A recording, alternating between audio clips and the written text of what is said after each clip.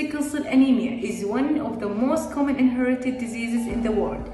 This disease, it gets its name from abnormal sickle shape that the red blood cells flow.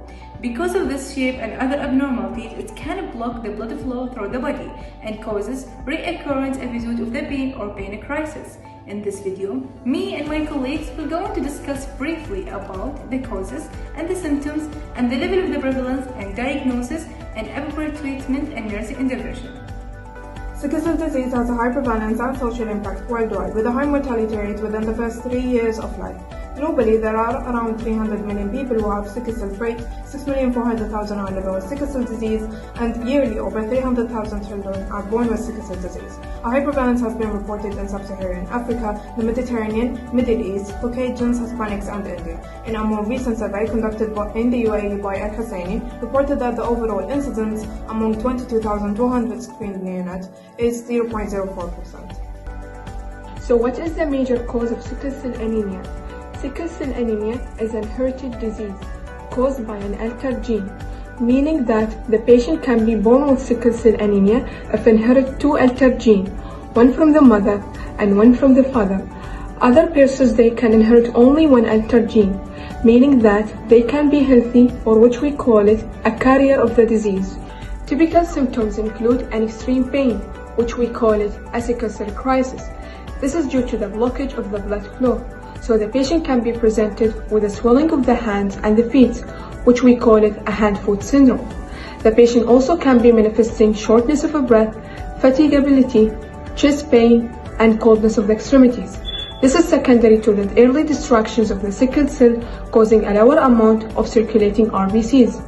Other symptoms include jaundice, which is the buildup of bilirubin, causing a yellowish skin, and sclera. Complication of sickle cell disease is vary from person to person. Some persons will be having severe complications and another persons will be having mild complication. One of the most important complications of sickle cell disease is stroke, acute chest syndrome, kidneys damage, eyes problem, and finally the cholestasis. The patient with sickle cell anemia has a low hematocrit and sickle cell on the smear. The diagnosis is confirmed by hemoglobin electrophoresis. The hemoglobin electrophoresis procedure has a few complications, as with every blood test. These consist of a bruising, which when there is insufficient pressure once the needle is removed, and could potentially cause develop. Also bleeding and infection in the puncture site. Management of patients with sickle cell disease includes pain management, infection prevention and management, promotion of copying cell, knowledge enhancement, monitoring and management of potential complications, promotion of home and community-based care.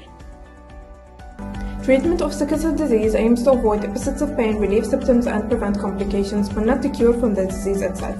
Treatment may include medication, transfusion therapy, and supportive therapy.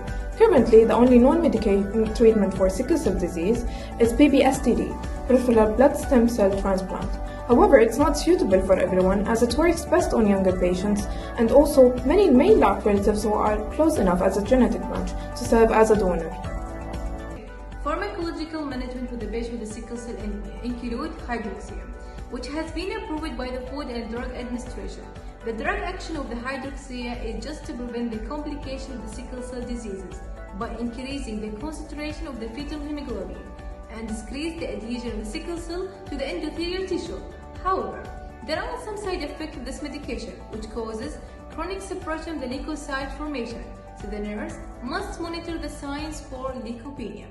The second medication is analgesic, are usually used for the pain due to the ischemia and may cause some dryness and dizziness and gastric upset. So the nurse must monitor the patient's vital signs regularly during the therapy. The third drug is ergonin, which belongs to the drug anticoagulant classes and increase the availability of the nitric oxide, which causes nausea, abdominal pain, and diarrhea. So the nurse must assess the bowel function and monitor for improvement of the GI symptoms.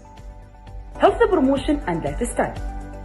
One of the most important things that we need to ask the patient to do is drink too much fluid as much as he can. Also, we need to ask the patient to eat food rich of folic acid that can help formation inside his body, RBCs, to prevent the risk of anemia. Also, we need to ask the patient to do not doing excessive exercise, because if the patient doing excessive exercise, the patient at risk having hypoxia inside his body.